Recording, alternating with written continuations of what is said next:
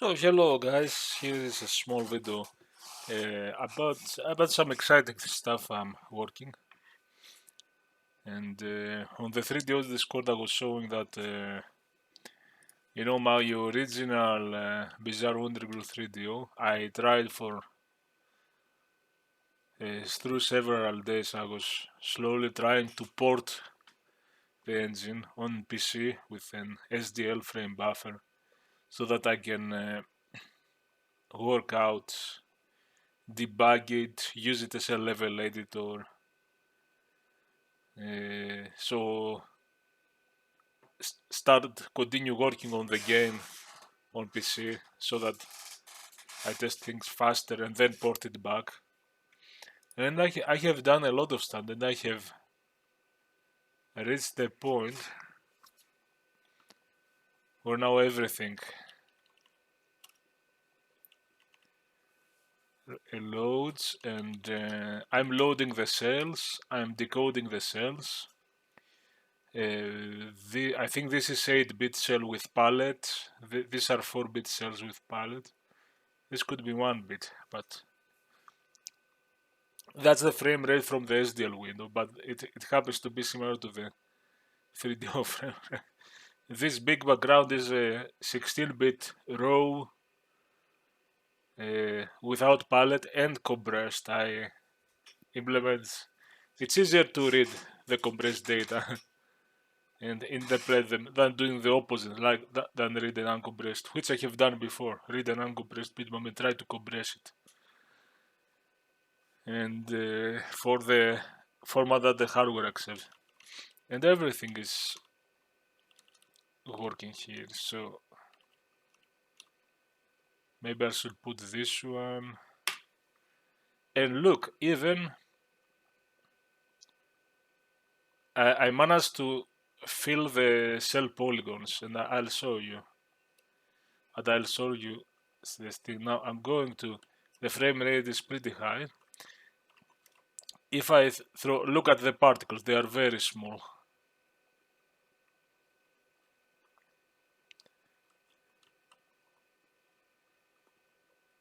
If I try to look how slow they are. Now I'm going to press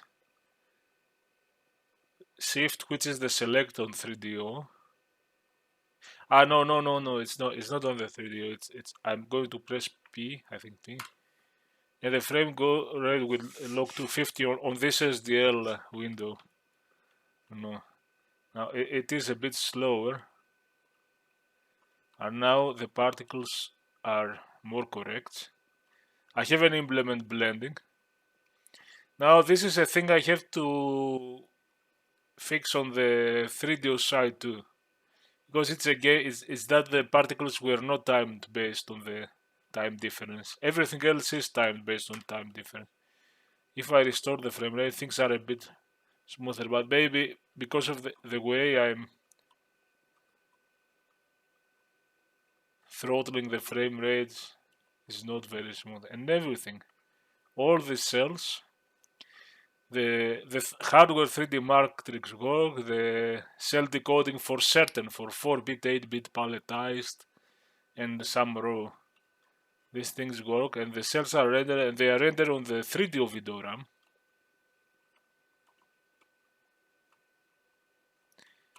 Now all the gameplay features work because I just ported it. But the thing is, I have implemented everything. I'm gonna put some flying modes, and it works pretty. I'm running it on release, and when there are a lot of cells, the frame rate drops a bit, but it's still very high. I have found the worst case. Now, for the purpose, the project was to port this on so that I can debug it and use this as a level editor. So I don't really need the very high frame rate. Now, those stars, because they are dots, they are not cells. They are rendered on the actual frame buffer of the 3DO, which is zigzag based. And I emulate this too. So the port will render in the physical frame buffer the way you would render on 3DO for the stars, but Even the cell renderer,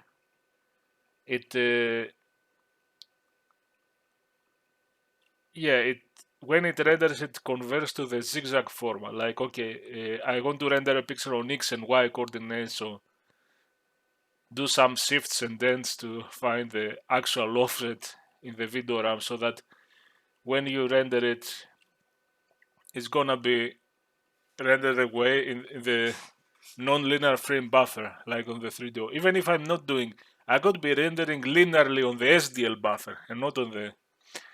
I want to be as accurate as possible, because if I make a feedback effect where I steal the frame buffer and then render it in another texture, then I will need to read from the actual buffer. So everything is right now. And when you go here, even that one,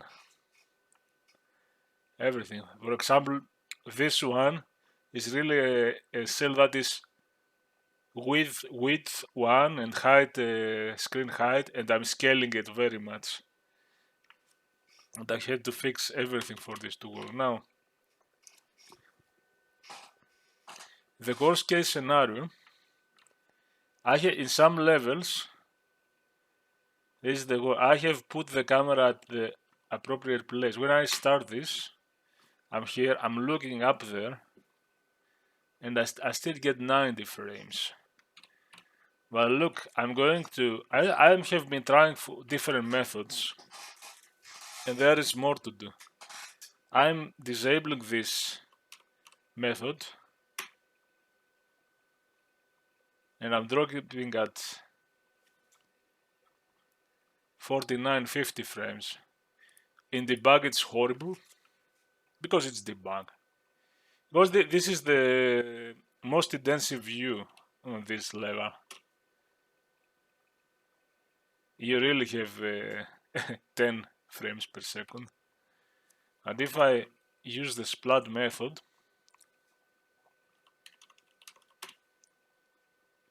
in debug I get 30 frames. Now what is the splat method?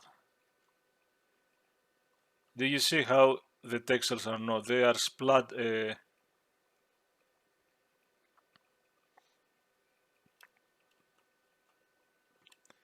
From a distance you don't see it. From a distance splatting works.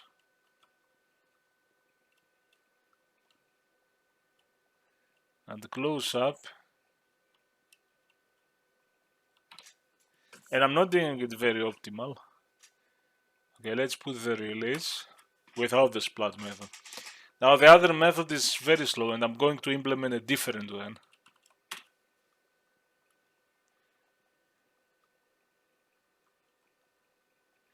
You see, there is perspective.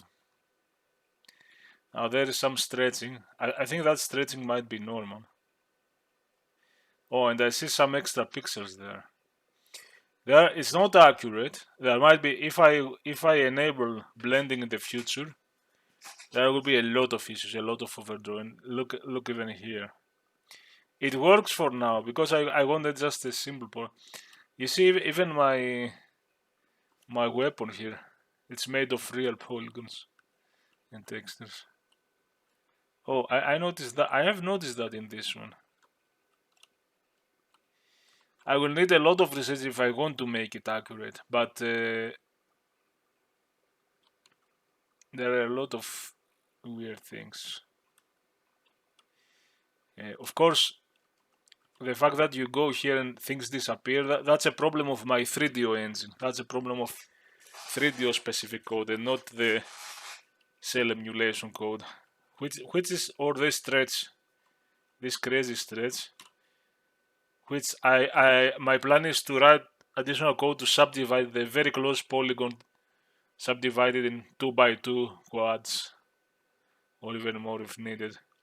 So this port will help me to accelerate fixing the engine on the 3DO instead of building it and running a 3DO emulator and waiting. And it will help me with a lot of bugs because I can just put breakpoints and fix things.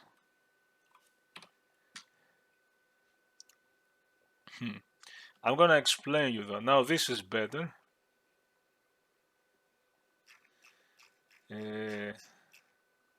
I'm sort of implementing.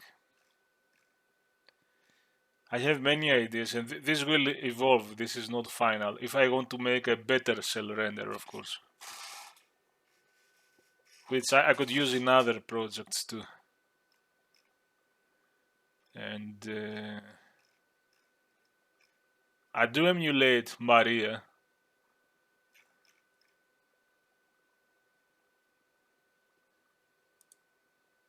As you see here.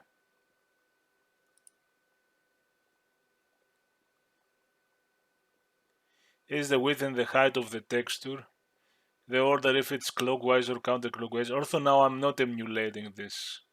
Well, this is something I have to think about it. And the Maria fill. So this one, from point 0, you have the 4 points of the texel. I iterate through every texel. I have a cell grid. It's just a big storage for grid points on the cell that I previously interpolated. This is a big too much check, but it was just a hack. And, I can definitely do things better, and still that's the amazing.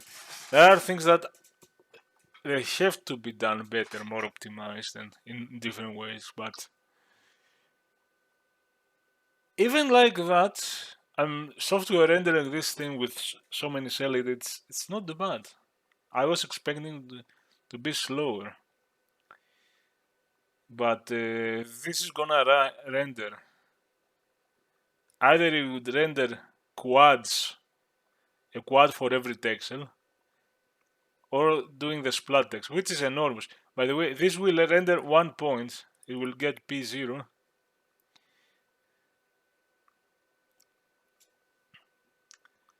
And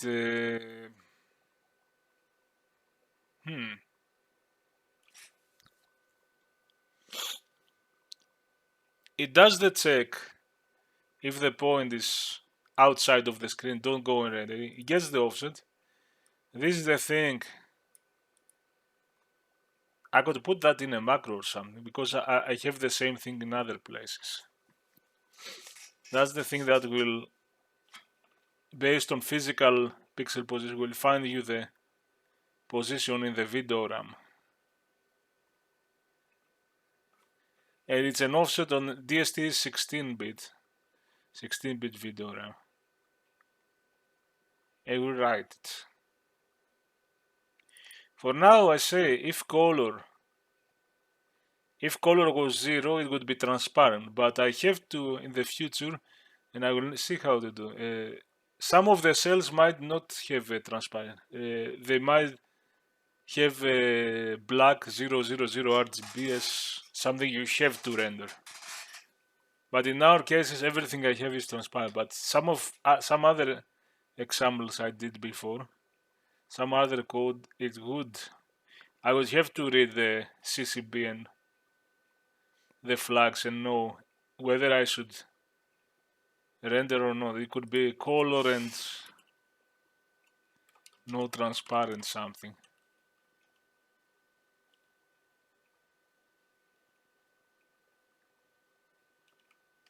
Color or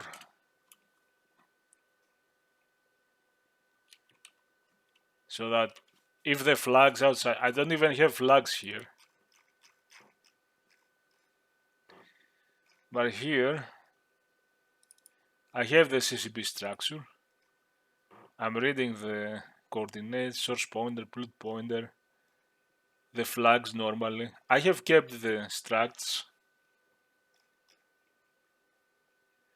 And I try to be faithful. So if I enable the Maria, it's gonna do everything with little dots. And the frame rate is pretty higher. See, everything is Maria.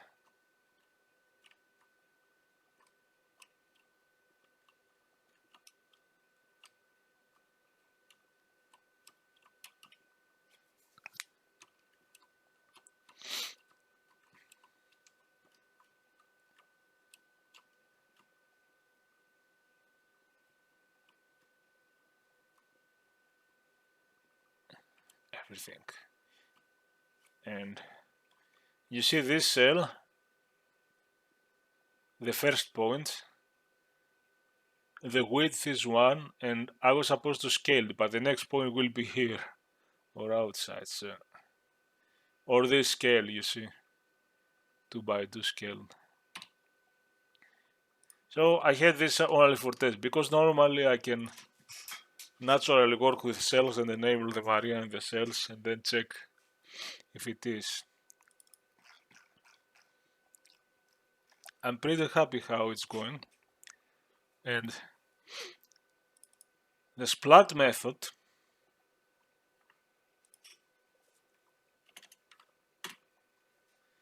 suppose you have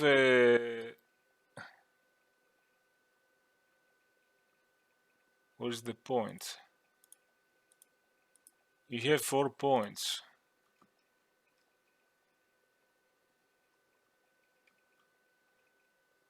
Okay, maybe I'll make it black.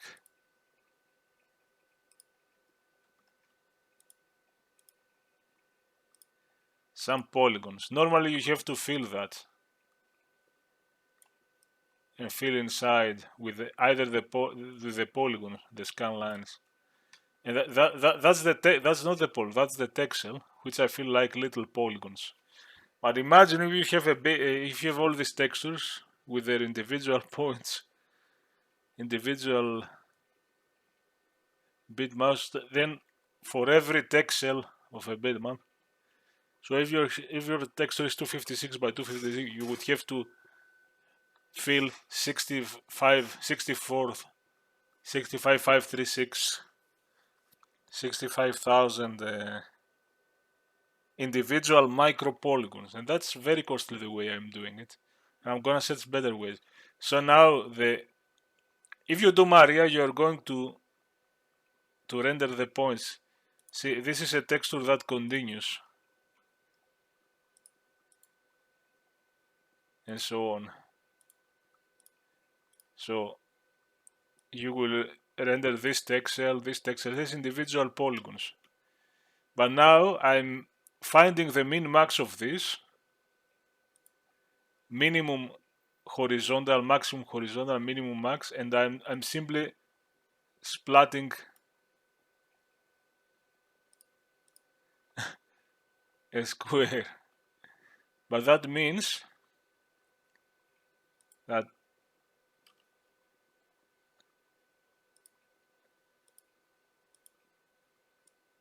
if you do this square, then you have those points, and this will be another square that you will fill, and another.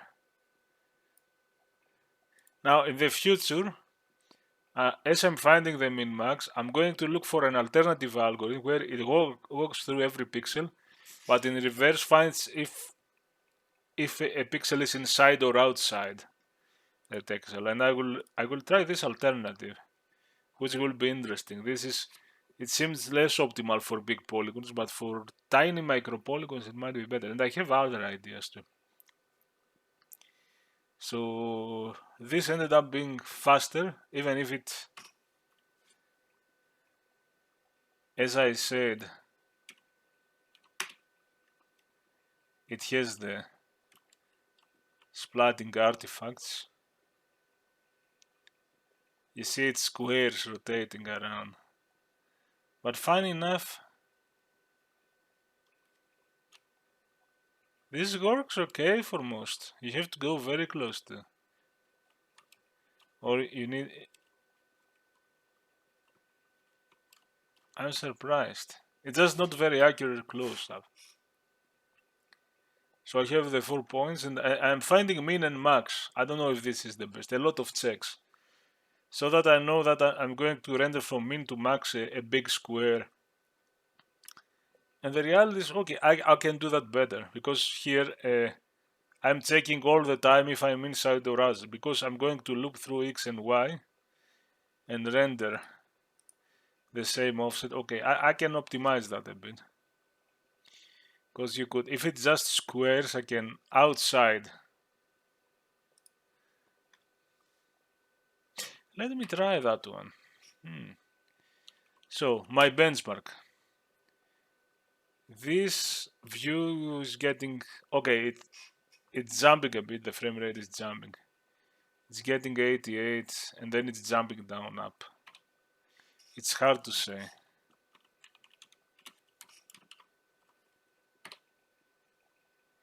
If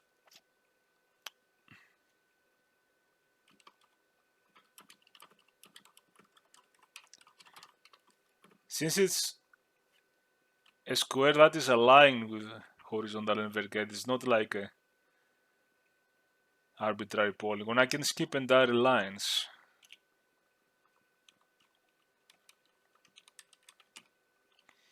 And also, let me try this one first.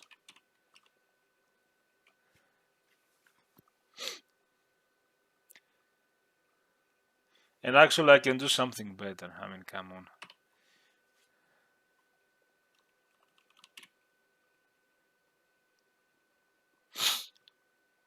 Oh, it hit a bit 92, but unfortunately in these windows, the frame rate is not accurate. It's 88, no. So I don't know. There is something, the way I'm measuring, I have to measure different way, or maybe run this a million times, but then you have to add code. I prefer with frame rate. And then I realized I can simply say, do I have a clamp? I don't have. I'm gonna add a clamp.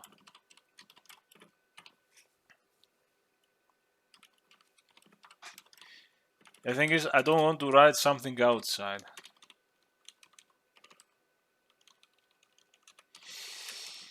Yeah, I need some clamber, min-max clamber.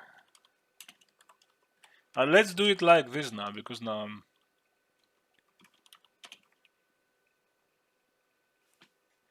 Ah, by the way...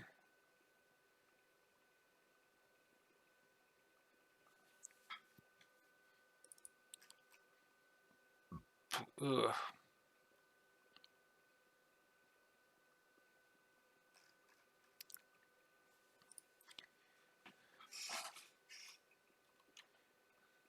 No, you can simply say...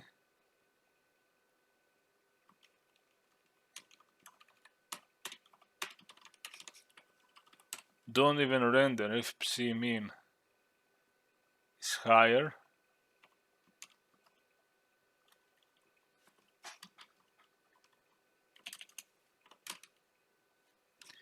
If psi-max is less than 0 or psi-min is higher, or psi-y, I'm calling it a psi, it's a Greek one, psi, psi, psi.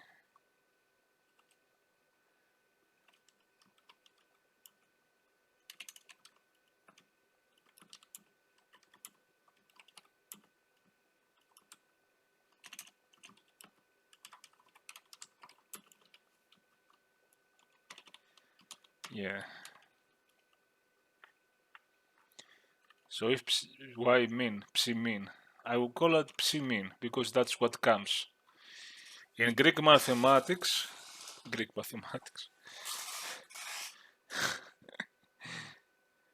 in school we have a he is the x, and psi is not the epsilon, it's another. So that's a problem. Because I can correct in real time.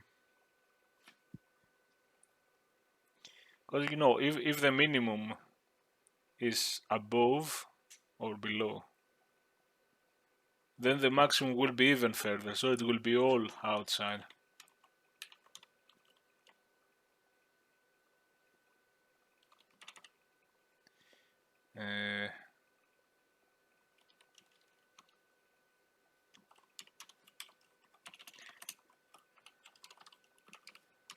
Yeah, let's do it fast. I just want to see. I don't know if it will.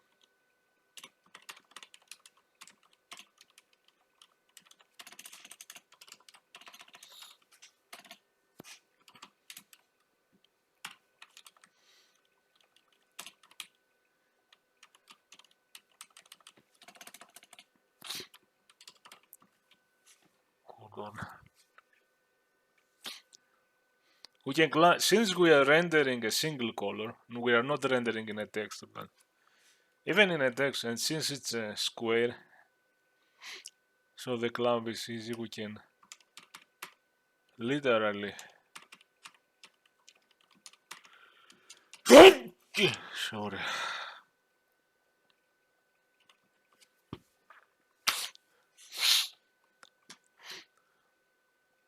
If this is less, make it 0.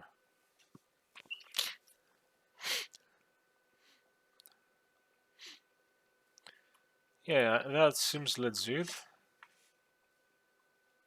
So that we don't do the tests here at least. You clamp it. It works. Oh, whoa. Is it slower? Now, you can say because it is slower. Huh. That's interesting.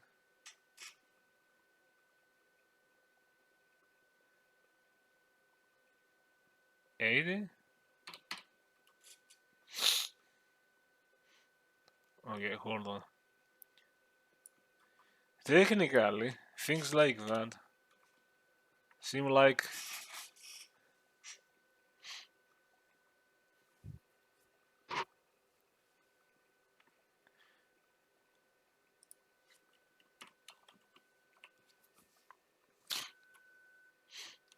is this gonna crash? That yeah, no, I have to find better ways because this is happening. I tried my code in another computer or a laptop, and the frame rate is very stable. This is because Windows are running things in the background. Everything is maybe it's Discord, maybe it's, and I notice I put this, I run things like that in another.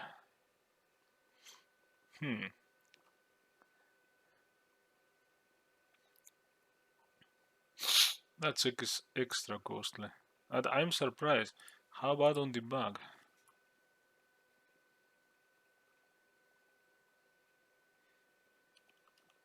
And I have also noticed things like that. Things like it's not even micro 30. That was what it was doing.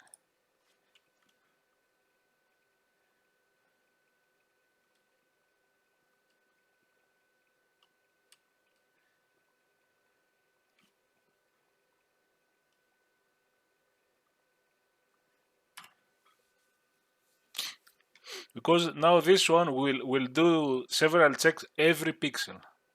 But then again, a lot of this, when you look far away, a lot of these are very tiny, almost 1 pixel.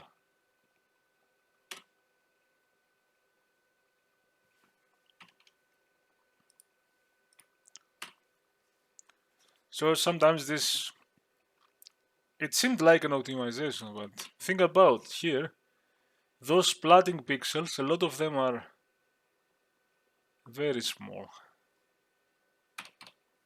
I'm surprised making that check. Okay, maybe I mean, it's what the compiler is producing anyway. And the other thing is, I was doing this to say, okay, if all the points, that's a lot of checks. If all the points are the same, and I have another idea of what to do. If the texel is so small that it's a single pixel, not skip fill. Go here where I render the Maria method anyway. So what happens if I don't do that? Now the splat texels will be.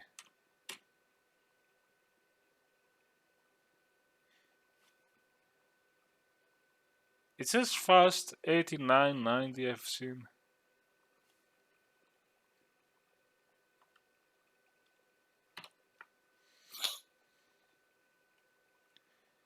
It used to be an optimization. Now,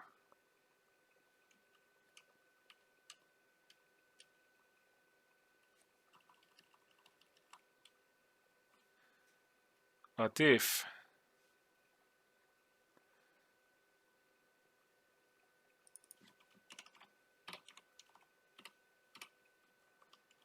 I set that to this one, so even the far away, it will render the quads.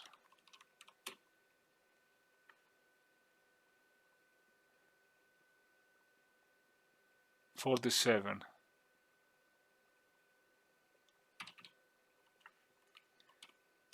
And now let's switch to the other method in case, but I have a better idea, of course.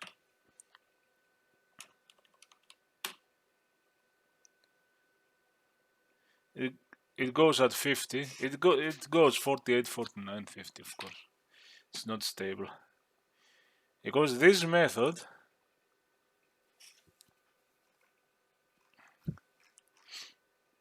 oh my god. This is for several texels in its cell texture.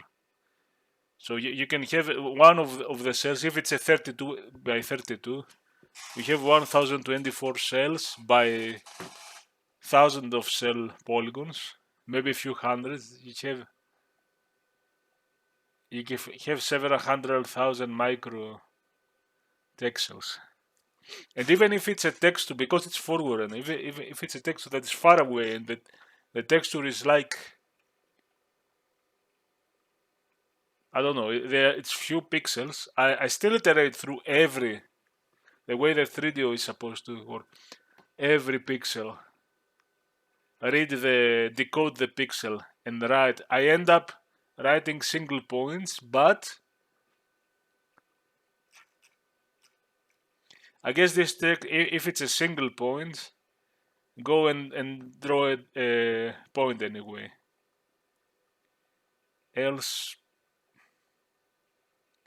the splat method would be fine. With the splat method, you wouldn't need to do. Even though you have to do this min-max. There might be better ways. But here, in the other method, I don't know why I did this.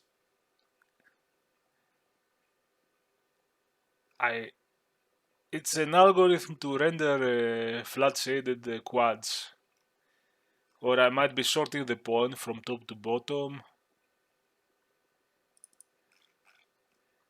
I call this, I end up interpolating left to right.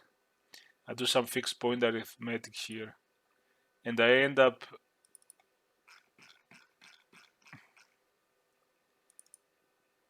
I have one array with the left and one with the right as big as the screen height. And I fill it with stuff. I fill it for every scan line, like go from x coordinate from 50 to 60, from 48 to 62, and so on.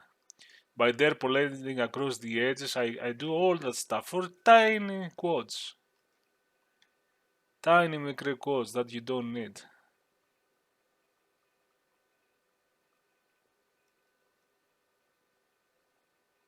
This might be a code that is similar for my STN-ICC port or something. Or maybe a bit different. And I fill the color.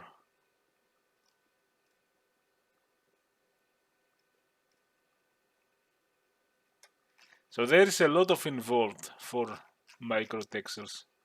As with the splat method is better. And that's why this one, not so much.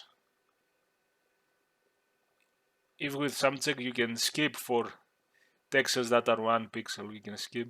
I have a different idea actually. This is iterating through the grid that we have previously interpolated. And you will see it that here,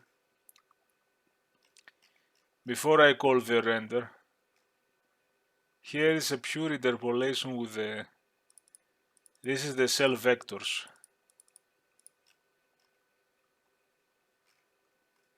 By the way, I also did that. If cells are sprites, if the vectors, these are 0 and these are 0, and this horizontal and vertical this is the default for scale 1 and scale 1. So when I have sprites, I'm gonna render sprites. No creating the interpolated grid, no.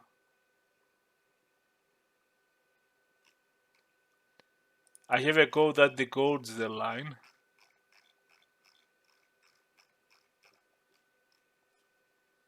Decodes one line. If it's packed, I unpack the line. And the source is unpacked source. I have some tables here.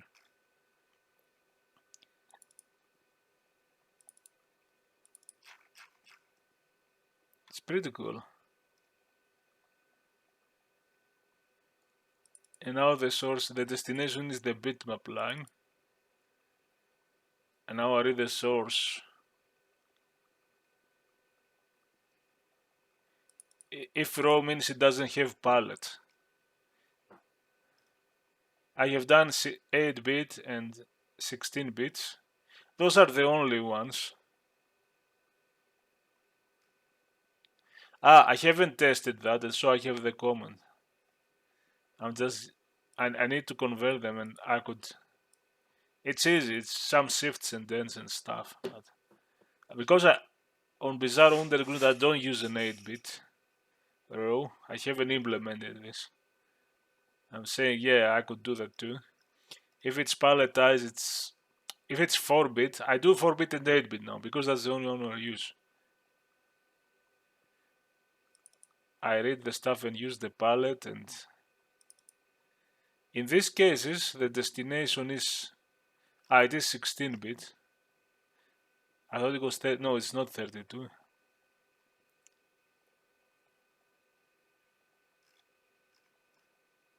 Is it 16-bit? Yeah. You know what? I've done a lot of stuff like that. Probably the draw flat, well, this is not the good method.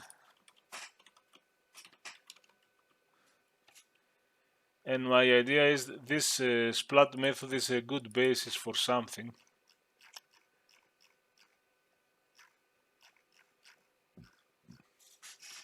For another function, because now I find the min max. As I said,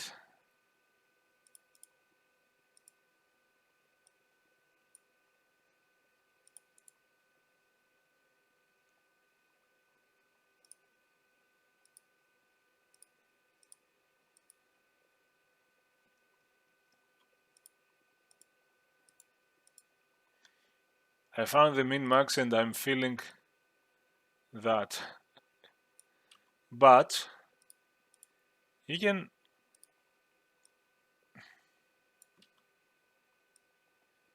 you have made the area, and now you can. I've seen there is an algorithm where you can iterate here, and for every pixel find. It seems a bit heavy because you are going through pixels that you don't need to go. You can see if it's inside or outside a polygon. And I've seen this algorithm. I think even I was looking at the 3DO, the source code of the 4DO or 3DO or something. And I think it was doing something like that. Because if you do it for a big polygon, there are a lot of pixels. But if you have micro polygons, like very tiny, it's very few pixels outside. In most of the cases, your polygons are like that. Unless you go very close to a texture. And there could be much less work to do that than do the whole find the left-right edges, interpolate through the edges, and horizontal scan line fill.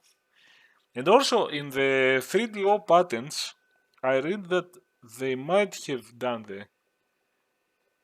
However, they say that they do the horizontal scan line fill, like I do here, but somewhere. So we don't know how the hardware works, but somewhere it said that they can detect if a texture is far away, if the texels will be 1 pixel or maybe 2 pixels,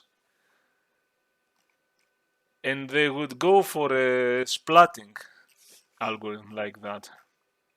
And I have an idea that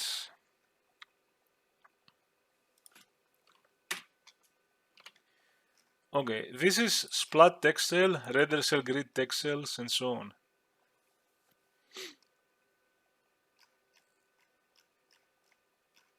And this is called here, this is one cell polygon. Here, I could detect, I could analyze the vectors and figure out if a polygon is far away. So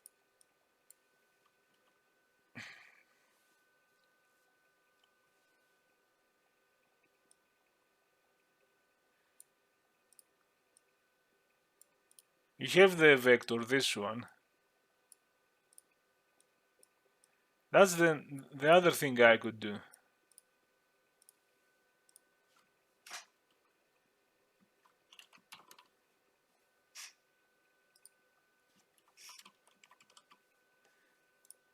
I could analyze based on the texture width, maybe this texel is so small. You might have to. It might depend on the texture width. Maybe it covers 1 pixel or 2 pixels, maybe. And you could decide that, I can splat pixels. But your polygon might be like that because your I'm gonna do your SDDX, SDDY. As it goes vertically, it will scale it up, and your texel could become bigger. So maybe this one will be so big that it would be better to. So I could figure out easily before even going per pixel, and you will do it for few cell polygons per frame. On the cell level, I could say, okay, what is the average size on this one, and based on this value, what is the average size of this one? If this one was there, then it would be smaller, and you would be like, okay, it's still small one, it's 1 or 2 pixels. And I could decide, okay, go fully for splatting. And maybe very few polygons, the very close ones. The very close ones would be rendered without splatting, with some other polygon method. So those one would be normal, not like this. Which is still. Because see, those far away, you don't see issues with that. Because the texels are so small that.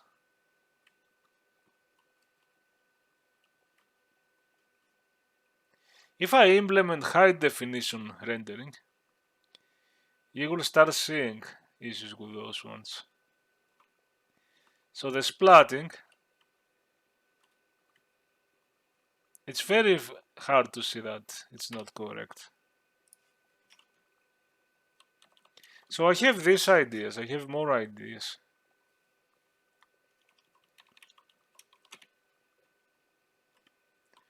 Now these are correct, they have some other artifacts.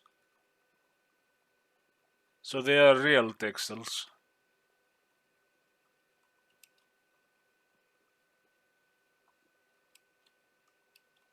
I think you can stretch, you can even have curved because I'm following. If I got the right angle. Man, this is so cool.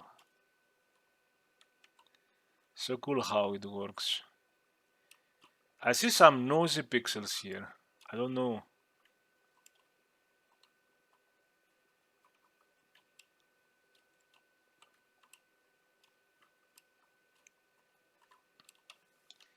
Do you see?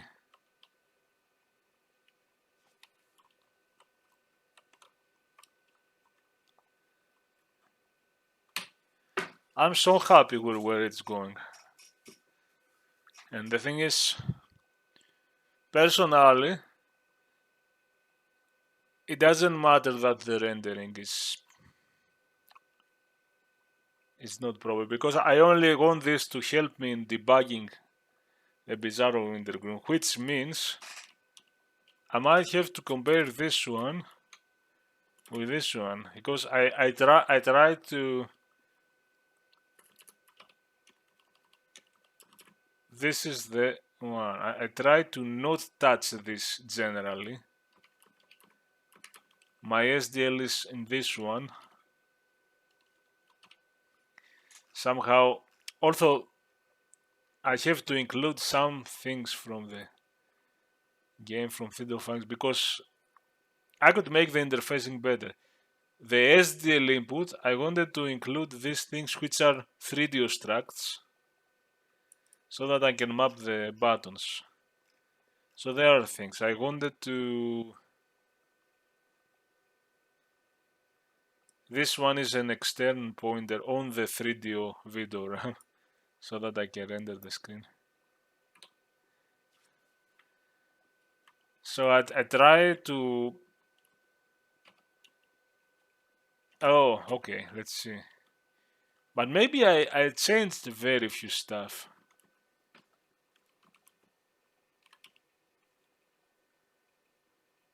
Okay, I have some extra files here. Because the goal is, if I make changes here, I want to port them here. If I make changes here, I want to port them here. If I make changes on the game, not on the 3D emulation, I have separated here. Implemented some cell functions. Some of them it's not implemented or we don't need to. The cell loader, the renderer which is now, various hardware values that I got. I try to keep consistent with the 3D header files.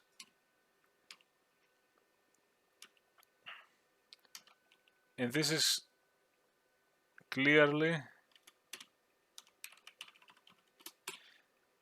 I have some assembly stuff that I don't.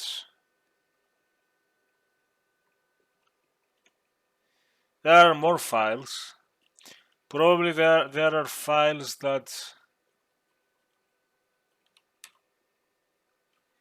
Yeah, this one. Okay, I will move this outside. This is a sign tab for the.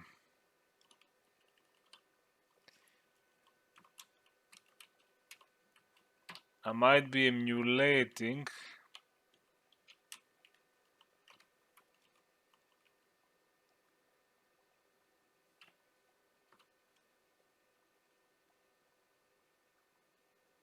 It's not here.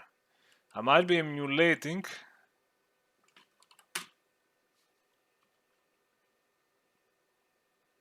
sign F16, which is another function. But look, it's not even.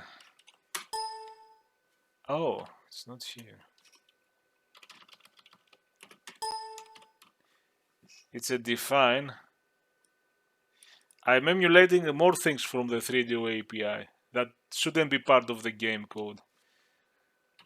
So okay, yeah, this is bigger because I have some files that should be moved on the 3D. I have the goal has to be this and this and this and this to be roughly the same, very closely the same. So that if I made changes here, I can copy them directly there. And everything will be fine. So I can sync well between the 3DO version. There might be tiny things. Like in the 3DO I have a main, see?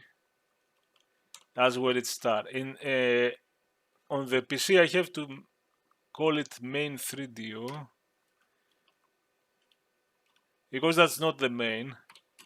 The main is in the SDL. Which will call the main 3DO. And here is the SDL loop. Main 3DO, render 3DO screen, update input for the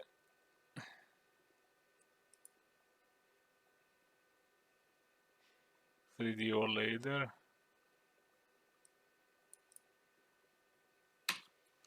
So unfortunately, I didn't keep this one the same. I have to be careful if I'm copying stuff. Because this is running.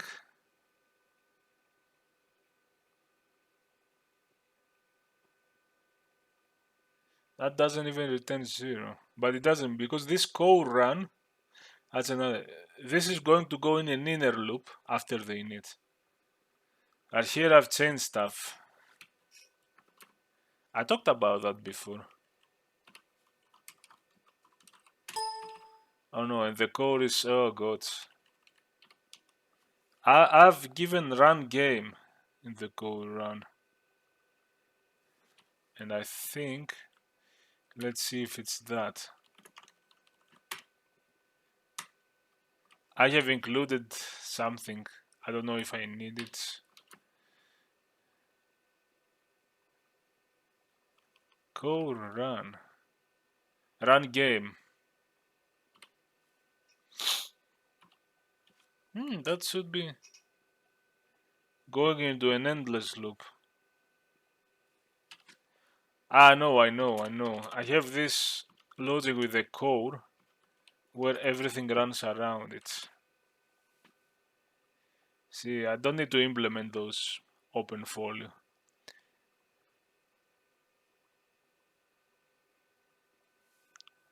Yeah, some of that stuff again. And yeah, this one will loop endlessly through the game after the. But here, I commented them out because you have to return so that it goes back to the SDL, to the main 3DO and the SDL. You see, I need to this side and that side, compare them and make things more consistent. And see, there might be one or two files unless I write it in a different way. That I have to be different, so I have to be careful to not copy. Or I can do something different. Anyway, I'm so excited about that.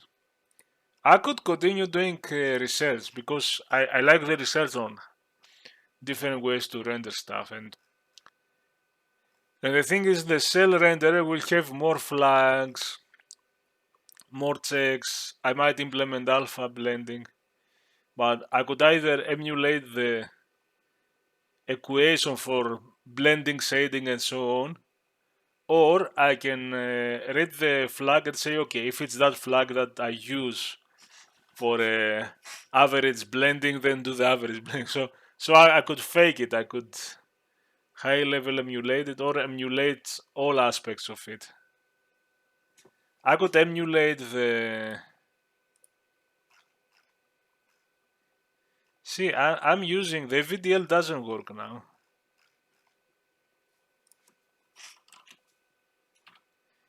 The VDL, that converts the 16-bit to 24. That would be easy. That would be easy in the render 3D screen. That would be easy to. I'm getting the RGB. from the 16-bit to the 32-bit. It would be easy to just have the VDL update the map and use the map for those. Pretty easy. You might not even be shifting. You would shift this and get N31, and then you would have a map for red, green, and blue. And this is the default linear. Yeah, okay, the video would be fun too. Because right now,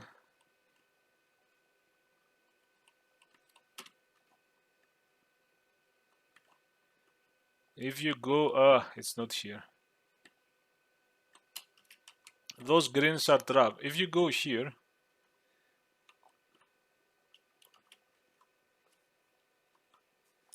look my bar. This is burning and it should be flashing.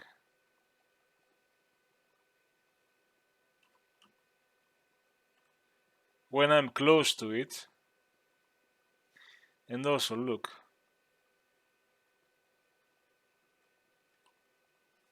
I'm frozen. I cannot move, but the particles continue. This is the oxygen. At this point you would have all of this turned to red, to very bright red, because you died. And I would have another screen and restart the game and so on. But because the final frame is not colorized, I can very easily implement the video. That would be fun to implement. There are things that should be very easy, and I think it will be not costly. I could implement the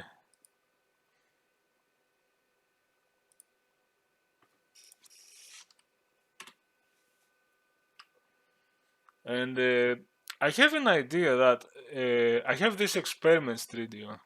Since I'm doing this thing, I have here all kinds of experiments.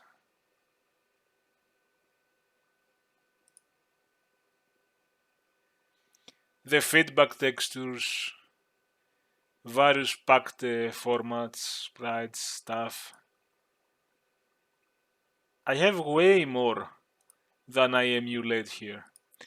And my idea is that if I also try to take this project, which is public by the way, and port it also, try to fit it in this framework, I mean remove the common game, keep the 3DO and those, and I can see how easy it is to port other projects. Then this one will help me to expand this, to add more features, add the feedback effect, and it will help as a test, unit tests and stuff, you know, things like that. Like, because a lot of things will break. Okay. That would be really cool. And the other idea I have is I could literally try to build OptiDoom 3DO on the PC, fit it into this framework I'm making again. I might have to also build the burger lib. We'll see. Because this one uses the burger lib ends. And there is some assembly. This is gonna need more. And even Doom has a little bit of assembly for the floor mappers. I could rewrite C versions for those ones. And my thought was that I could make, that could be cool, a PC port of OptiDoom. A full-blown PC port, because now I'm doing more and more with this. I will need to add a lot of stuff, of course. And I'm very excited with this one. Every time something breaks and I'm emulating it, it's like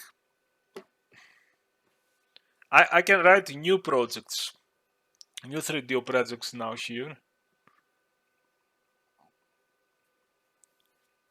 using the 3DO functions as we know it. The CCB struct, the load cell, create cell. I don't know if I have implemented map cell, I have implemented link cell. Maybe I have not implemented this one, but it shouldn't be hard. I have implemented those. I haven't implemented the mouse. I could easily, it should be easy. See, I'm doing the matrix multiplication. I had to cast long ends. Things were breaking.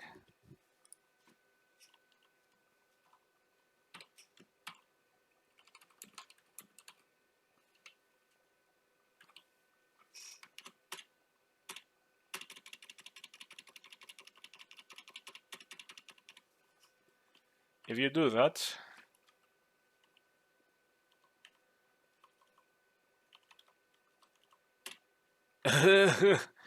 oh my god. Because of overflows. Because these are emulating the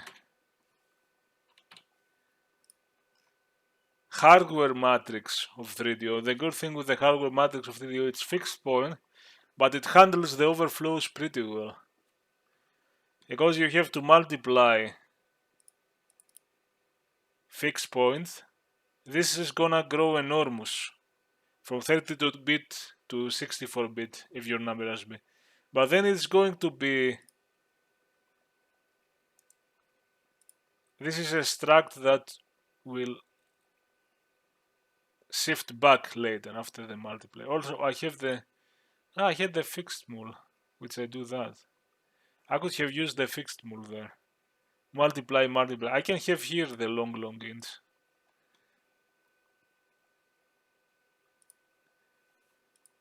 And that's the good thing with the 3DO. If you use the hardware matrices, you're gonna be, you don't have to be afraid of the overflows. And this is a multiply matrix by matrix. I'm doing that here too. The map cell is a pure CPU thing. Even on the 3DO it was a CPU thing. Here I divide, I don't do shift because it's okay, divisions are cheap on the PC.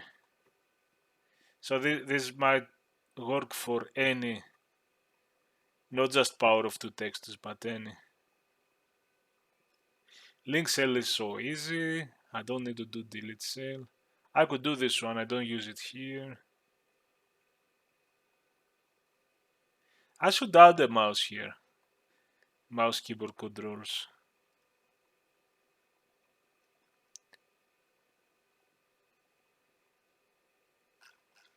There isn't much. Anyway, guys, this